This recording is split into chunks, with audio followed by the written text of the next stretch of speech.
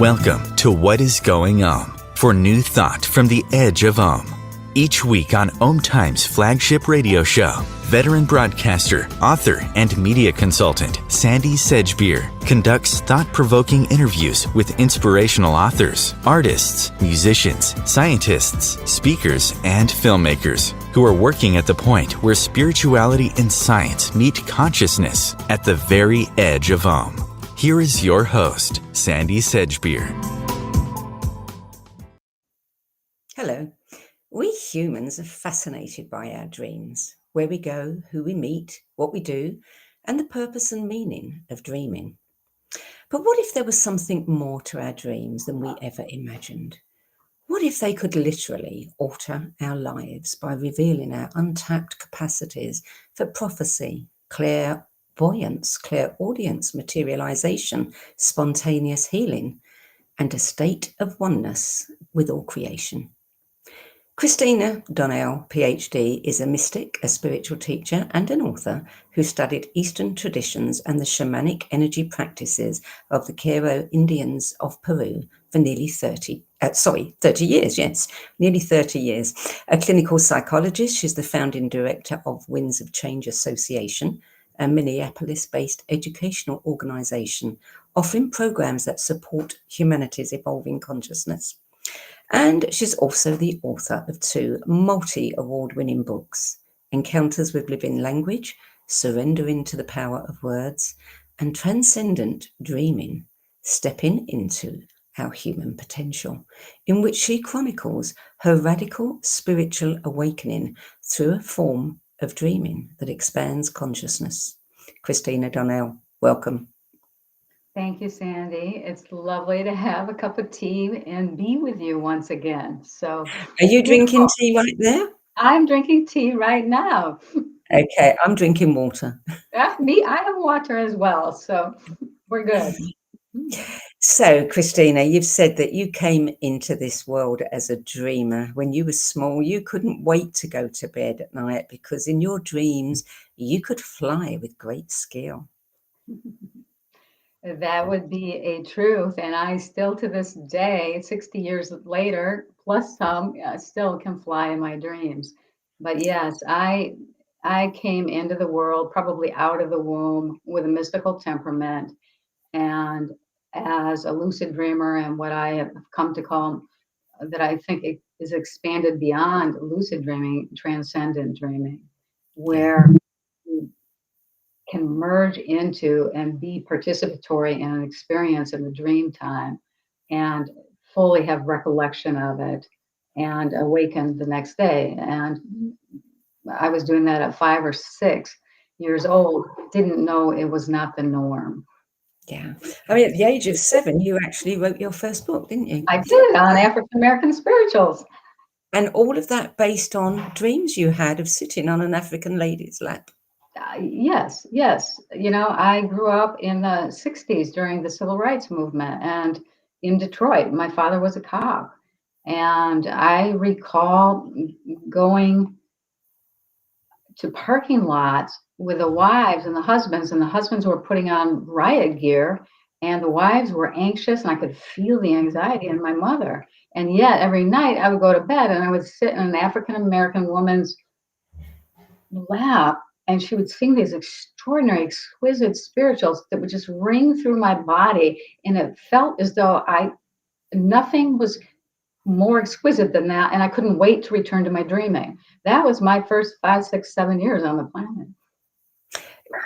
Were you considered an unusual child? No, I wasn't.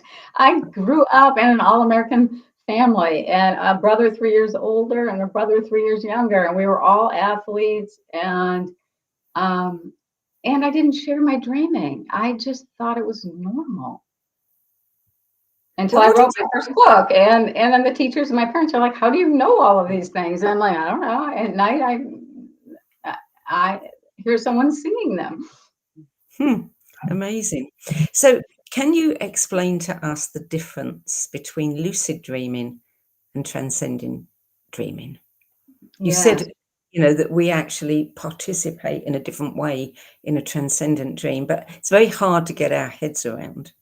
It is, and it's very hard to language actually because it's the quantum realm where language becomes kind of ineffable. But I always do my best to try. Lucid dreaming, you have a regular dream where you are just asleep and you're witnessing your dream. Lucid dreamers actually awaken within the dream. So they're aware they're in their bed. There's a piece of their awareness that is in the bed, but they awaken within the dream and they have some degree of participation within the dream. Lucid dreaming, always the lucidity goes up. It's like the light bulb in the room just went up. And people in lucid dreaming have experiences of being able to coexist in a space with another and actually influence a dream, pull out of a dream, and in lucid dreaming, actually from the unseen realm, impact our everyday realm. So lucid dreaming is exquisitely beautiful. We have Carlos Castaneda, who just wrote voluminous books about luminous dream or lucid dreaming. Transcendent dreaming is different. It has all the qualities of lucid dreaming, and yet it takes the dreamer who's awake in the dream into the intelligence behind creation, and you merge and you're participatory there. And there is no will in a transcendent state or dream. So you're participatory, meaning there's no observer or observed.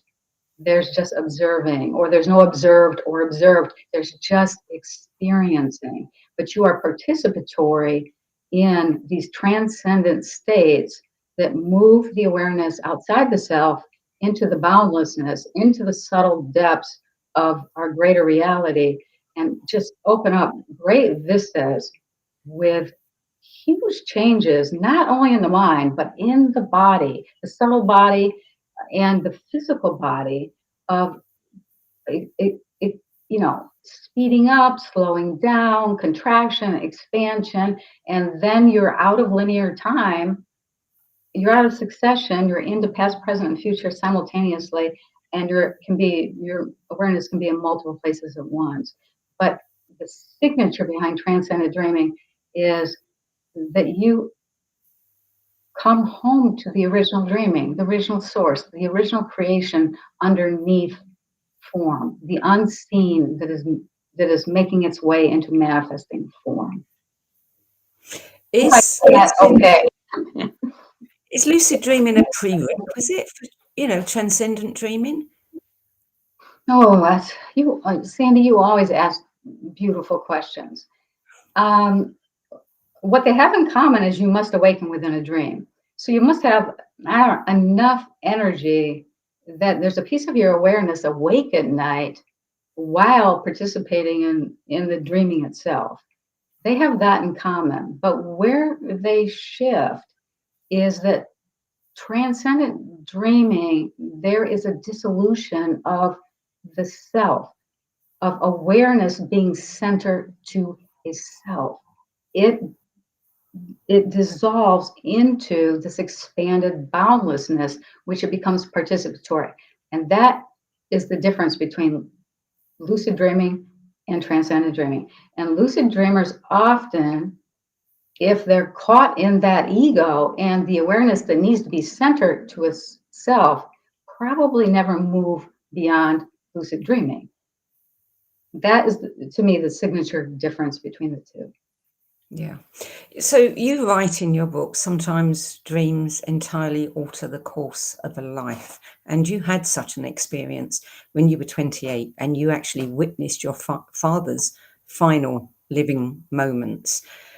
Was that the first life-altering dream you ever had? Well, it probably not. But it was the most impactful because it was my father. And it came at a time where I just finished my PhD. I was the director of an anxiety disorders clinic at a major trauma one hospital. So I was really in my pragmatic, scientific self. But I'd always been this mystical temperament and this dreamer of which I just thought was probably lucid dreaming until this experience. And in that dream, my father had ALS and he was likely to die within 6 months. But in the dream, I am absolutely witnessing him at the family car, taking all the grandchildren's toys out of the car, getting in the car, going down to the country store, telling the guy that he knew for 30 years how much he loved him, buying a Mountain Dew. These dreams, they're so lucid, they never leave you. Getting back in his car, going into town, coming onto a country road, and then eventually driving full speed into a very large oak tree, of which he died instantaneously. And in the dream, as that happened, of course, in lucid dreaming, things slow down, they speed up, they expand, they contract. But I was suddenly participatory and present with my father in this expanded state outside of his body, but in communion with him, just witnessing what had just happened. And I spun out of the dream after that, and of course awoke and had to go to work at 8 o'clock, and just assumed that was a dream to let me know that my father's death would be in the next 6 months. But 2 days later, I'm at work, and one of the administrators comes to me and lets me know that my father has died in an automobile accident. And long story short, I go home. I'm with my brothers and sisters, brothers. I have no sisters, mothers, and we're sitting at the table, and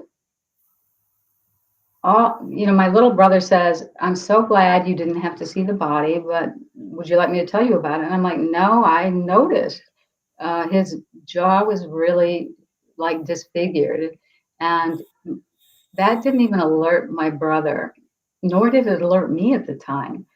And then my mother pulled out from his personal effects the family photo that I had seen in the dream as part of his preparation for what I think is suicide. My brothers actually, to this day, don't think it was a suicide, which just confirmed every single detail of the dream. And it gave me pause at that time in my life to go, wow, whatever this is, it's prophetic, it's clairvoyant, it can be in multiple places at once, it's transcendent.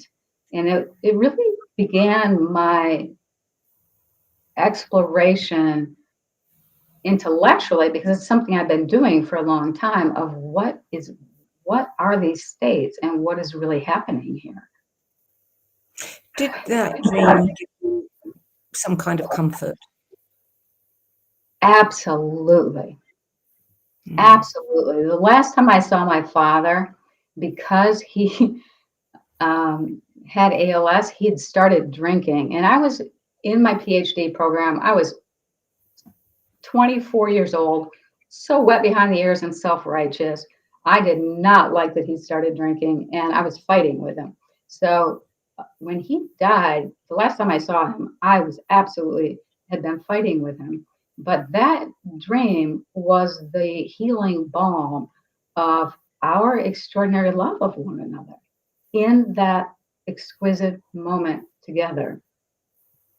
Did you question, why you had that dream? Or, did you know that you had kind of moved on into having some kind of ability that was, that you hadn't known before that you had? No, not at the time, because I was a wet behind the ear new 24-year-old who was the director of a clinic, and I was seeing PhD students from the U and an adjunct professor. So I was so in my linear, logical mind that my mystical temperament that had always ran through my life, that continued to run through. And then, of course, later it just amped up. It was only when it amped up and I started cutting back and receding from our linear world that I started asking the questions of, what are these states? and where are they coming from? And they're here obviously for a reason, because I'm pretty pragmatic and I'm not crazy. Mm. Well, after that, I mean, you spent 30 years working with and training with the Qu'ero people in the Andes, and you also were, a very experienced Zen meditator. So I would imagine that there was a preparation within all of that was taking place within you, because in 1996 you had another dream, and this is way beyond anything I've ever heard before. Will you share that with us? Which dream was that? Remind me. The dream that lasted for 36 hours. I do remember that dream. Was it the jaguar dream? I think it was. I know my jaw dropped when I read about this, and you missed a full day of work, a dinner engagement, a friend came by because you hadn't answered the phone. I mean, she must have thought you were in a coma or something. Absolutely. Thank goodness the police hadn't come by, right? Yeah. I would have been in a mental health institution. Yes. So in 1996, so I am already with the Qu'ero Indians. And by the way, even the reason I met the Qu'ero came from a transcendent dream.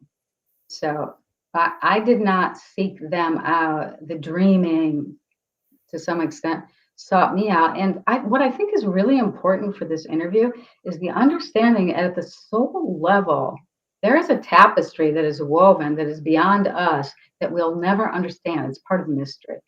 So it simply is. And my life may be a signature of to remember that.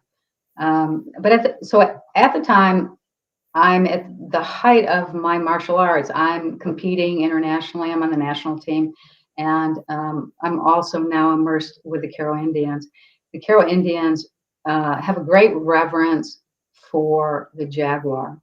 And I'd had a number of appearances of a jaguar in Transcendent Dreaming, where I would just sit in this tree and be doing nothing. And I'd be held in its beingness, doing nothing with its, jaguars, their eyes are just like this luminous gaze. And I'm like, in the dream time, I'm like, yeah. Why is this repetition? And meanwhile, over a few months, I give up my adjunct professor. I give up my license. I decide I don't want to be a part of Western medicine any longer. I want to seek truly how we sit with the soul and the spirit. Every time this jaguar that doesn't move is in this tree, I'm completely irritated by it. But like, why does this keep visiting me? And then in that dream in 1996, I merged into this vision with the same jaguar, always in the same place in the tree. Long story short, I think, I didn't say it in the book, but we're 25 years later, I think it totally awakened a Kundalini experience, because in that moment, my awareness expanded beyond the self into a boundlessness. My energy body, which was very honed because I was a martial artist, was reconfiguring and expanding and contracting. So I'm in a dream state. I obviously had to be asleep for this to happen, but the whole body is going through a really deep experience. I hate to make meaning, but probably moving beyond linearity at the cellular level to truly sitting in transcendence, of which had been happening all my life, but I didn't know it. And shortly thereafter, the dream was 36 hours. I couldn't move. I could hear. I couldn't put a thought together or a word. And when I felt strong enough to go outside, I walked 10 steps, and the heat in my body just made me want to, excuse my language, vomit. And that was the beginning of what I call holding on by my fingernails as I moved further and further into transcendent dreaming. How were you able to function in the 3D world? I felt like I was hanging on by my fingernails. I really did. Because thank goodness at that time, it all happened usually when my consciousness had to do a head plant. Unlike encounters with living language, I now have awake dreaming. So it's now settled itself into my awake time. But that took 20 years of development. At that point in my life, I'd be asleep, and then these images, and I'd merge into the images, and then all of this reconfiguration would happen in the body, where I would be transcendent. My awareness was participatory on subtle realms of reality that would actually materialize later in our everyday world, which you see in the book. But there was no I or me or will available. I was a participatory in the intelligence underneath the creation. And I've come to say, you know what? We're all here with an original signature. Obviously, my original signature is I'm a womb for the unseen to come into the manifest world, to find its way. And I've learned over 20 years how to be in relationship to that and not hang on by my fingernails, but actually walk in both worlds, which is really just two different languages, but it's also way more than that. Yeah. And it must have been, I don't know if you're getting feedback, but I'm hearing some feedback, so I hope you can understand me. Mm-hmm. I'm not. It's been scary, very scary. I mean, if you said that during that time you began to have experiences of simultaneously lying in bed and walking around downstairs, by location. Yes. People were seeing you, clients were seeing you at the end of their bed, but you're in bed. You're in bed. All of these strange things happening. Was there a period where you really thought that you were losing it? That, that you were going insane? I go back to, I grew up in a family that, and thank goodness, that was just so pragmatic and also gifted athletically and physically. All of my brothers, my two brothers and myself, very, very gifted. I was a Division I athlete. I was competing. So I think it prepared me not to feel insane, along with, I had a PhD by 24, so I'm highly mental and pragmatic. That, I think, in my constitutional nature, helped me not feel mental. And I do think a number of people, because I see them, because I do a lot of consultation with spiritual emergence, where people are definitely losing it. They're fracturing. Yes. But I think for some beautiful grace note reason, I was given the signpost along the way. And although I did at times feel as though I was hanging on by my fingernails, mostly it was the chronic fatigue from the expansions in energy that made me think I might not be able to work because I was so exhausted. And I might also say, in those transcendent states, which I call, in martial arts, you call it a dojo. It's where you go to train. So the dream time is where I obviously was in training. It wasn't it was incumbent upon me. It didn't come from me. But that training was absolutely exhausting. And yet there was a progression in it that just kept moving forward. And when I eventually surrendered into it, and said, well, this is my teacher. There's no text out there. I don't know anyone else who's doing this. I can read the mystics. It really helped me to go, I'm not afraid of death. So let me just surrender into this. And there was an organic progression. It pushed me absolutely to my limits. what I love now, 30 years later, is I can sit with people and teach them how not to be pushed to those limits while experiencing transcendence. So, in some weird way, it was a gift, but it was difficult. Your book, Transcendent Dreaming, I mean, you structured it with 10 dreams that you've chosen to illustrate certain things. You had an encounter with Jesus who gave you a piece of advice and you didn't take it. And I suffered. I suffered. Is that a message? I suffered. Yeah. I did. I had a beautiful dream. Sitting in it was during the time where a lot of reconfiguration of energy was happening, a lot of expansion, contraction, materializing, so just, I read once, I wish I remember the book, where it said, for materialization or dematerialization, it takes 8 times the amount of your ordinary energy. And that was the height of, I sure hope that was the height of my time on the planet, and that was happening. And so I remember I went into my meditation room because I'd been doing a lot of reconfiguration.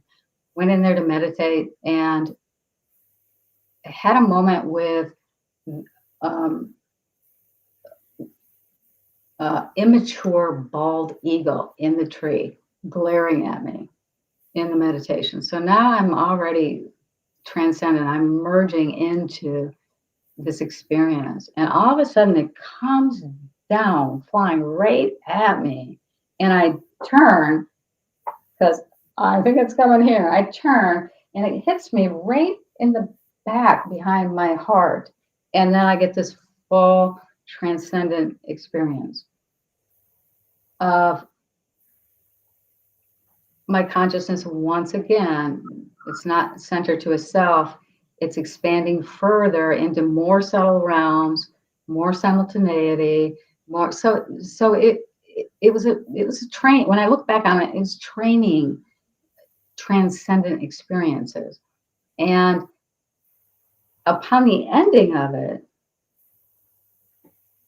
I was like, my God, what was that? And then a full appearance of Jesus came in. And I have no familiarity with Jesus. I don't come from a Christian background. If anything, maybe more of a Zen, but no spiritual background per se, maybe transcendent, dreaming. And it was a couple of days later, I'm like, okay, Jesus. And it was around Easter, of course. So that energy is on the planet. Like, why did you come in after that? And I had this very strong communication of, I came in because you wouldn't recognize me. And I am here. And if you will embody me, I can teach you this way of balancing this transcendent experience with the everyday world. And at the time, I'm in my maybe 30 at the most. I'm like, yeah, thank you. And long story short, it took another 18 months of these reconfiguration dreams to finally balance that I could walk in both worlds with ease and have affection for the linear world while also being transcendent. So I think had I actually in that moment accepted it, it would have saved me 18 months of more hanging on by my fingernails. I wonder if you're the only person who's ever said no to Jesus. I'm sure I'm not. And what we do in our 20s and 30s, right? Yeah. Well, we're going to take a short break now. You're listening to What Is Going On. I'm Sandie Sedgbeer, and my guest today is clinical psychologist, mystic, spiritual teacher, and author Christina Donnell, PhD. And we're talking about her extraordinary book, Transcendent Dreaming, Stepping into Our Human Potential. We'll be back with more from Christina Donnell after this break. Home Times TV. Hello, I'm Sandie Sedgbeer, host of Times flagship radio show What Is Going On, and as an author, editor and 13 times book judge who's read thousands of books and interviewed hundreds of authors, I'm constantly asked what's really worth reading and what's not. So I created the No BS Spiritual Book Club to help you save time and money by picking the brains of discerning names who have walked this path before you. There's no catch, no fees and no BS. Just an ever-growing library of 10 best spiritual book lists from some of your favourite authors and teachers, plus free book excerpts, audios and video interviews with people like Don Miguel Ruiz Jr., David G., Lee Harris, Mark Nepo and more. From well-known classics to hidden gems you've never heard of, it's the only no BS guide to the best spiritual books to enlighten your journey of self-discovery. So why not join the club? Get inspired and save money at the nobsspiritualbookclub.com. Imagine becoming a super influencer. Reinvent yourself, invest in your brand, and then manifest your success with a robust spheric approach. Times Media and Broadcasting offers a unique and multifaceted way to become the spiritual and conscious influencer you deserve to be by putting your message across our powerful platform with its proven record of integrity and excellence. Through our produced shows, Times offers the opportunity to become a social media TV personality, a radio show host, an Times magazine columnist, and a syndicated podcaster, all in one shot. By live streaming your show on Times TV and broadcasting it across the extensive Times radio and TV networks, you become more than a host. You become an ambassador and a force for positive change. Times. Open yourself to the possibilities. Everything that we do, we can do in a contemplative manner. Through the art of contemplation, you can use the gene keys in a really powerful way. Gene Keys is basically the code book of life. In the Gene Keys, the book is made up of these 3 levels: shadows, gifts, and cities. And the journey is through those 3 levels, kind of unpicking of the shadow states, the releasing of the gifts, and then the embodying of this higher consciousness called the city. And the cities are very exalted words. And it's not like we kind of suddenly are all these exalted Christ-like beings, but we have flashes and illuminations along the journey. And the more we get stuck into the journey, the more illumination comes to us, because the more we're releasing the light from in these codes inside our DNA. So all those revelations are inside us. So the contemplative way is the inner way.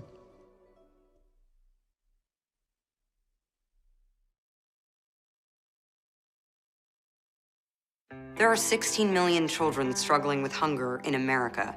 That's 1 in 5 daughters, sons, neighbors, and classmates who don't know where their next meal is coming from. Yet billions of pounds of good food go to waste every year. It's time we do something about it. Feeding America is a nationwide network of food banks that helps provide meals to millions of kids and families in need. Visit feedingamerica.org to help them feed even more. Together, we can solve hunger. Together, we're feeding America.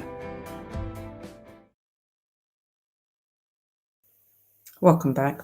Christina Donnell, one of your dreams, one of your chapters, Piercing the Illusion of Time and Space, you relate a couple of stories of dream scenes that manifested some years later in life. You didn't have a clue who these people were in your dreams, but later on, you actually met those people. Tell us a little bit about those kinds of dreams and what did you take from them? Mm-hmm.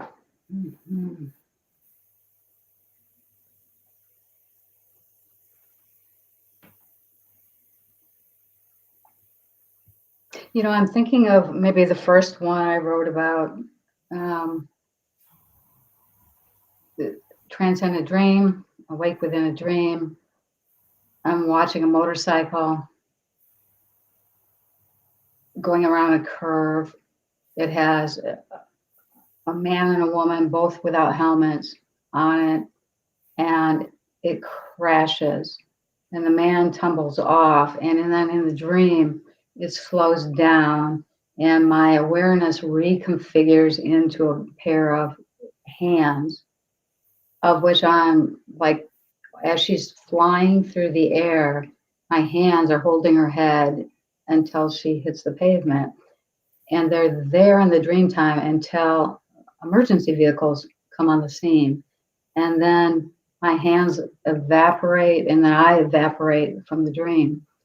I don't think anything of it. You know, I'm a transcendent dreamer. I have a lot of dreams. But many years later, actually, when I was writing Transcendent Dreaming, I had a colleague come up to me and say, Christina, I really want to refer someone to you for one of your shamanic teachings, but she's a fundamental Christian. And I don't know if she'll come. She said, but she described an extraordinary experience. And she, of course, described to the psychologist, which she was searching for the answer for, that she'd had this motorcycle accident. Her partner had died, and she'd felt a set of spirit hands guiding her onto the pavement, which she too also knew dissolved upon emergency vehicles coming, of which in the moment, my colleague and I are just having lunch. But I am writing Transcendent Dreaming at the time. So this is the beauty of, you start to see how the source and manifestation, there's a harmony that has a chord and an overchord that is just always in song or singing. I mean, that moment didn't need to happen. And interestingly, she never came, you know, and thank goodness in some ways she didn't. I don't know how I would explain something like that. It wasn't me. It was the dreaming. It was the unseen manifesting for all its mysterious reasons. But I've had a number of dreams that I have the transcendent dream, and then years later, or 2 days later, or a week later, they unfold in the manifestation. So they are a part of being participatory in an energy that is unseen, that is outside of space and time, past, present, and future, that is influencing the manifestation. And that's why I wrote Transcendent Dreaming, to show that these states, which, Sandie, I believe we are all in at night. We're not awake dreamers, so we don't know we're having the experience. But I think the human consciousness is a part of this grand symphony and song in the manifestation and the mystery of which the linear mind cannot make meaning. And, you know, I had another one where I'm at a beach and I'm apparently in Vietnam. It's all Vietnamese around me. It's a family. I'm entering transcendently because I'm in that period, that 18-month period where I didn't meet Jesus. So I'm having to reconfigure, be it in the experience of all these people. And all of a sudden, a 6-year-old is drowning. And everyone's screaming. Nobody is going in. And honestly, I like run in to save the 6-year-old in the dream time. Dream. And I am not a strong swimmer. I am like lead in water. So that wouldn't even be something I would ever do. But she's saved and the dream spins out. And again, 8 years later, I get somebody from another state. I want to refer someone to you. It's sensitive. She and her husband want to have an abortion that is natural by somebody mystical. I'm like, well, I don't really do that, but I'm open to seeing them. And I see this couple who indeed are in a part of their life, they don't want an abortion. At that point, I had made all sorts of decisions about my own capacities and being versus doing. And I listened to them and I said, I'll get back to you in 24 hours. And as she goes to give me her business card, a photo falls out, and I see in the photo the birthmark of the mother who was screaming at the beach that her daughter was drowning. It's like 20 years later now. And of course, it's an luminous moment. So I asked her, did you by chance have a near-death drowning experience? Of course, of which she said yes, which confirmed to me, oh, that transcendent dream is now in the manifestation. And I just noted it. And I knew that I was not open to, from a personal place, because that's not why I'm in the world, to shift conception of their baby. But they left the office, went into a transcendent dream, and I saw the energy disconfiguring in her womb and leaving. She had a miscarriage the next day. Her husband calls me, says, thank you so much. But it wasn't me. I don't work from that place of I and doing. It was, again, the mystery and the source. And it's always why I say transcendent dreaming is more about, these levels of connection that we are so unaware of. I mean, you've had some extraordinary experiences. You've had, you've been awakened to so many abilities that you have. Spontaneous healing, helping people heal, all kinds of things. There's one particular incident that I found especially remarkable, and that was your dream 5, materialization and the challenging of conventional reality. When you talk about having a dream of having a broken ankle and waking up to a sprained ankle. Yes. It's like, how does that happen? How does that happen? How does that happen? And I have the dream, and I in the dream I have the sprained ankle, and I awaken in the dream with like, oh my God, I've like torqued my ankle, which swells to twice its size.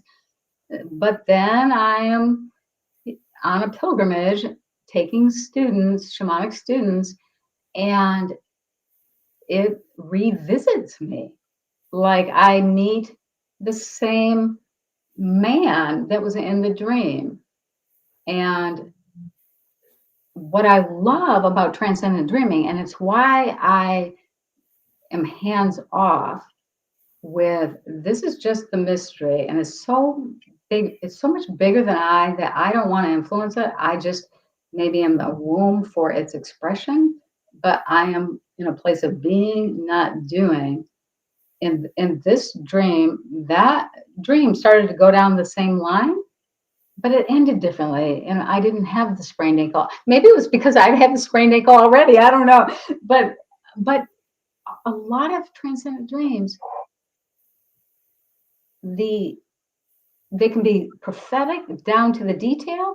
They can be metaphoric, or they simply don't happen, and that tells me the power of the manifestation and the quantum levels that are working at every single moment, which is why my little personal will doesn't want to be a part of that. You wrote that as dream after dream unfolded, I became aware that embedded in such experiences was a blueprint for a transcendent humanity that could contribute to the awakening of our infinite human potential. Say more about that.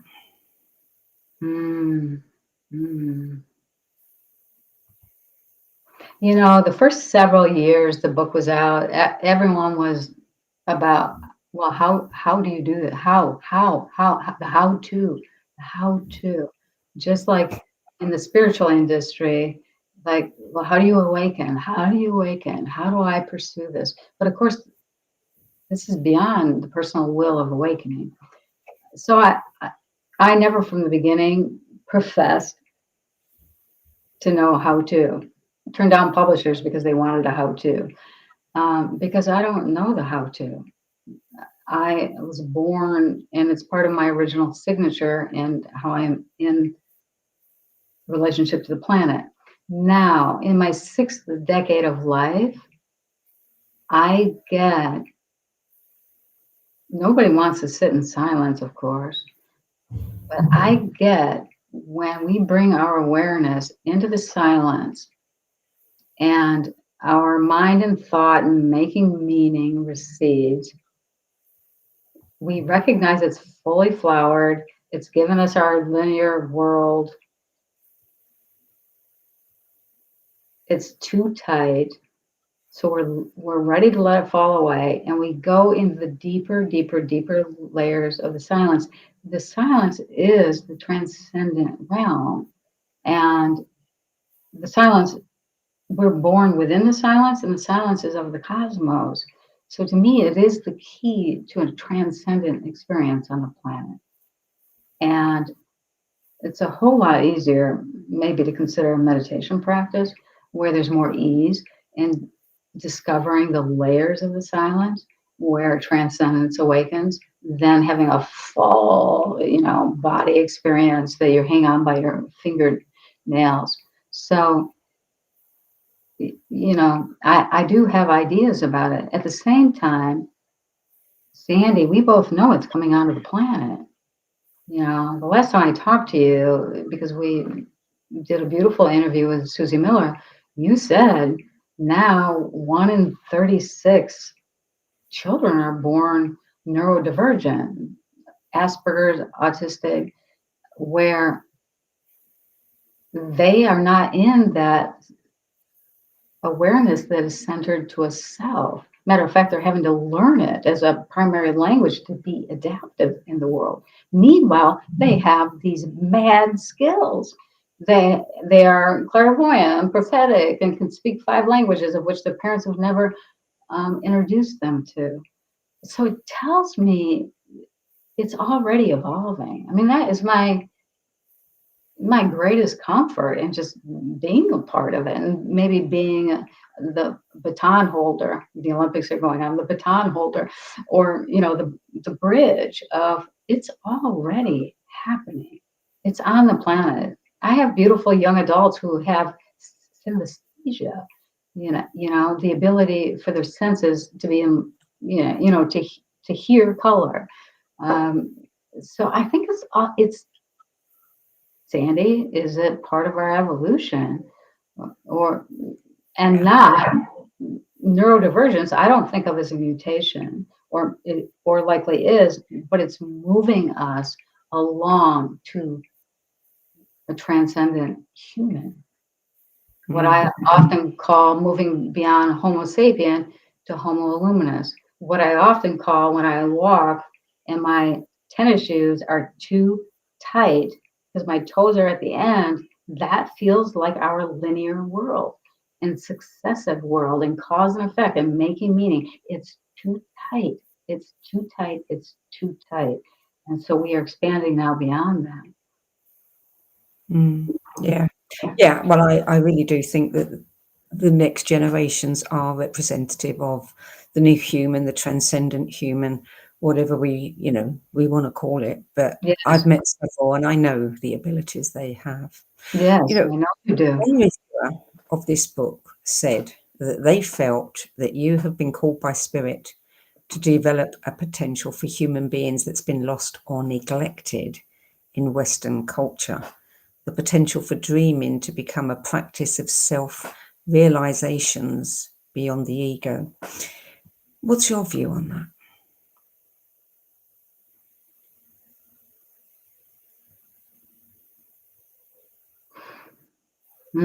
You always ask beautiful questions. I, from day one, have said I could never teach transcendent dreaming. I'm not even interested in teaching it. I feel like it's more important for me to say, my goodness, we have these transcendent states that are available to us, and look at what they show us. But I'm not the teacher of that. There are other teachers who are here to do that.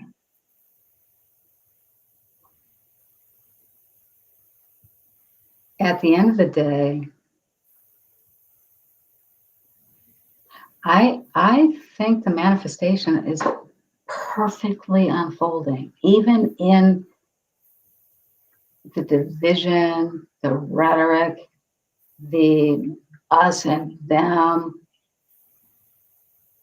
the cacophony of the noise, the epidemics, and really the kind of ludicrous place linear world of us and them has become. It's almost cartoon-like. And it's cartoon-like to many who don't ever have any transcendent experiences. So I just see that as the manifestation in its very large cycles of the large continuum evolving us. And then there are those of us here who are those small tributaries that are breathing in and speaking and sowing really simple seeds. Not how-tos, not this is, you do this, you'll have this. This is how you awaken. This is how, you become enlightened. No, just small seeds, small wisdom nuggets where people go, oh, and they chew from the wisdom nugget and they begin to expand beyond the sense of self to, oh yeah, there is a larger continuum out there. And, oh, I do feel called. Because if you're not called, you're not supposed to be going in that direction, even though you wish you were called. There has to be a desire. There has to be a place inside one, as Krishnamurti, Krishnamurti was just such a beautiful teacher, said, until the flower of thought completes itself for you, you can't understand moving into a silence where the transcendent realm will give you an experience. It's like,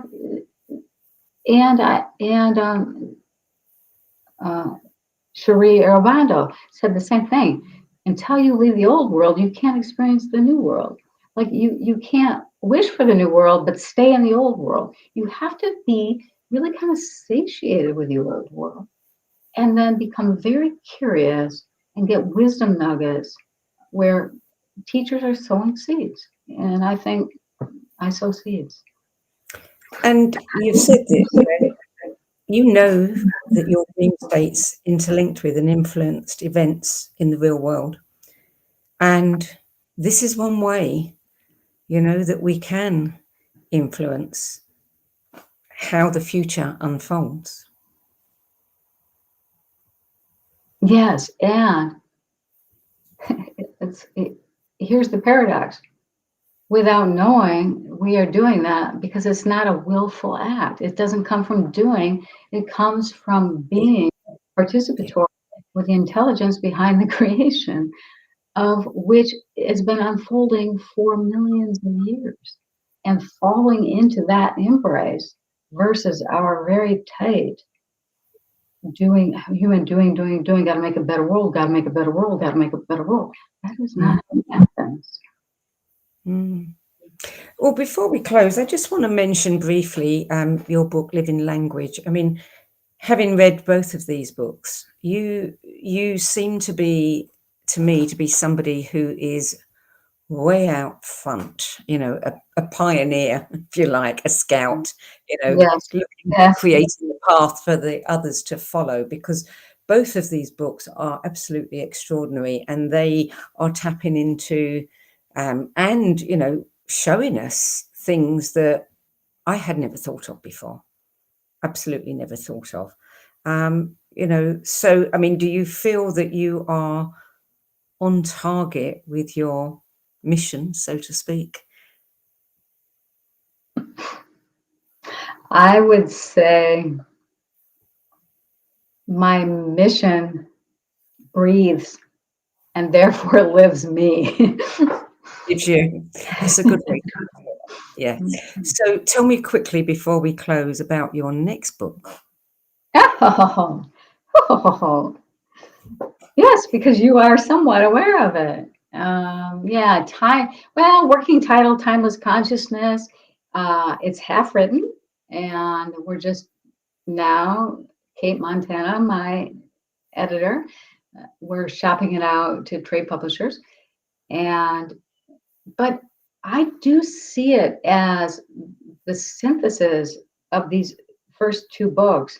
And really, everyone for 28 years is like, wow, but what's the how-to? What's the how-to? What's the how-to? This book is the closest thing to how-to experience these states of the oneness underlying the whole and being participatory in it and moving to an awareness that is not centered to a self. And it includes meditations, it's step-by-step, it shows an organic progression. I'm excited about it, actually. And I actually introduced it in 2014 to my communities, 3 communities in an audio series. So I've had a number of people training in it, and this organic progression seems to actually bring these states. So I'm very pleased. It should be out in a couple of years. We have to leave it here, Christina. I want to thank you so much for joining me today, and I will look forward to that book.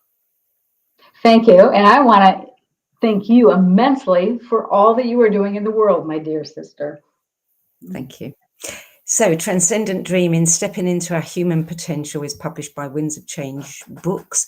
For more information about Christina Donnell's books and courses and the Winds of Change Association, visit ChristinaDonnell.com. That's it for this week. I'm Sandie Sedgbeer. I'll be back with another edition of What is Going On at the same time next week. Till then, it's goodbye from me. And thank you again to Christina Donnell. Thank you, Sandie. Beautiful.